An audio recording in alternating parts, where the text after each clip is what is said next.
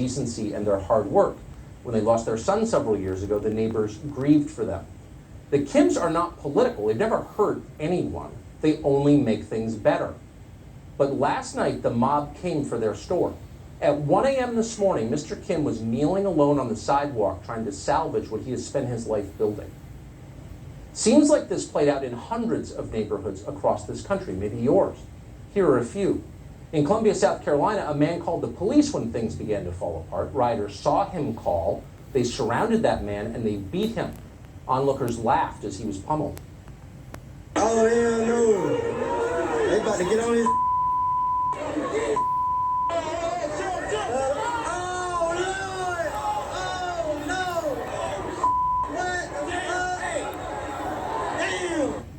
In Rochester, New York, a group of 8 men smashed the windows of a jewelry store. A couple who lived above the shop emerged to confront them. Both of them were viciously beaten with a ladder and a 2x4. Oh my God, that's a lady. They're beating up a girl.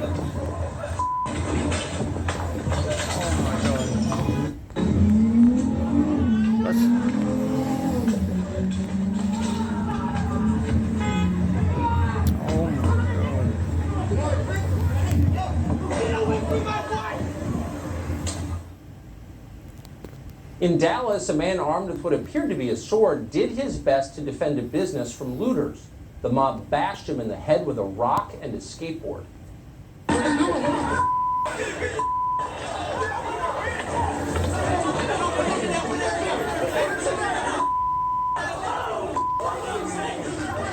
Cowards.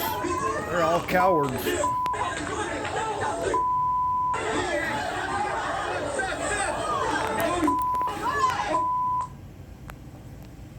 It's hard to watch.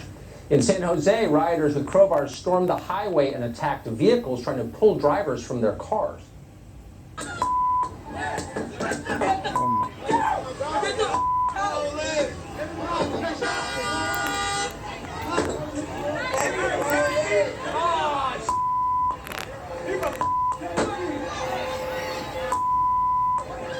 I would run them over. I would run them smooth over.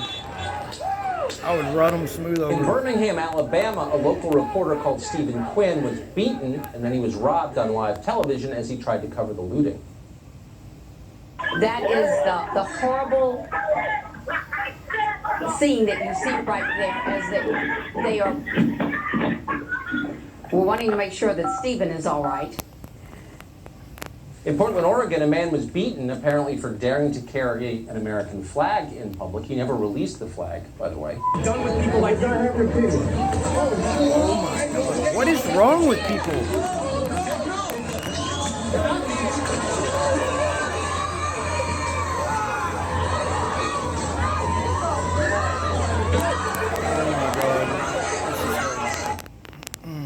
How many of these people died?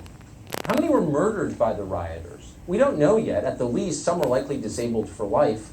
They were beaten that badly. And then there was the mass stealing. It seemed to be everywhere over the weekend.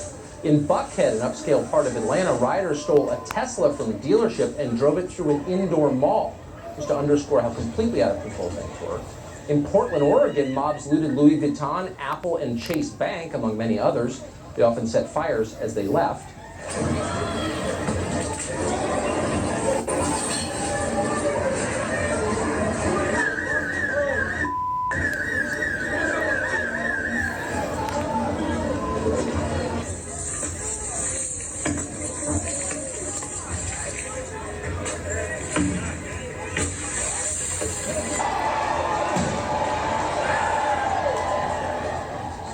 In Chicago, protesters fought systemic racism by running through a Nike store stealing shoes.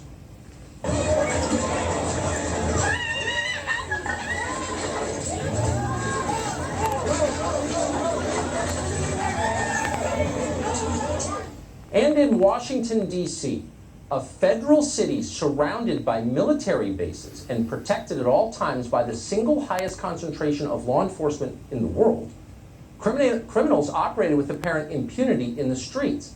They looted Georgetown last night. They smashed the windows in federal buildings. They desecrated virtually every war memorial in the city a week after Memorial Day. And then, as you likely know, last night they set fire to St. John's Episcopal Church, a 200-year-old building that has welcomed every American president since James Madison. It's right across the street from the White House. For people stuck inside anywhere during this insanity, the sick, the elderly, the powerless, the experience was terrifying. Running. So that's what's happening in America right now. We didn't play all of the tape we have. There's a lot of it. Some of the tape is too shocking, and honestly, it's too incendiary. We understand that television is an emotional medium, and we don't want to make things worse. We're not